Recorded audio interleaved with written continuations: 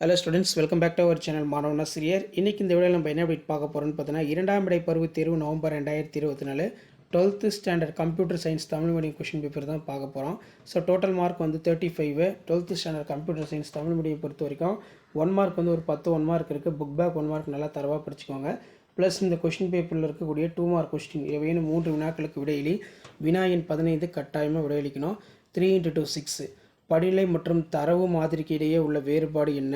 18 வயதிற்கு குறைவாக உள்ள அனைத்து மாணவர்களின் தரவினை வரிசைப்படி தெரிவு செய்து ஒரு வினாவலை எழுதுக. தரவுதளத்தை இணைக்க பயன்படும் முறைகள் யாவை? எடுத்துக்காட்டு தருக. நெக்ஸ்ட் செயற்கூட்டின் பயன்பாடு யாது? அதே மாதிரி 3 × 3 9 டிபிஎம்எஸ்ஸின் பல்வேறு பயனாளர் வகைகள் பற்றி எழுதுக.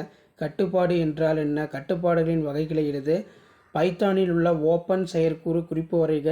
அதன் 2 வழிமுறைகள் யாவை? பைத்தான் மற்றும் C++ வேறுபடுத்துக. 2 × 5 10 இதில் பார்த்தீங்கன்னா நமக்கு எக்ஸல் மற்றும் CSV கோப்பின் வேறுபாடு என்ன?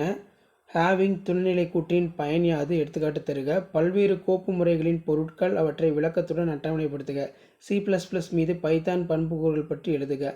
ஸோ இந்த கொஸ்டின் பேப்பரில் கூடிய கொஸ்டின் எல்லாம் படிச்சுக்கோங்க. மறக்காத வீடியோ ஃப்ரெண்ட்ஸுக்கு ஃபார்வர்ட் பண்ணிடுங்க. மாணவன் ஆசிரியர் யூடியூப் சேனல் சப்ஸ்கிரைப் பண்ணி வைங்க. தேங்க்யூ.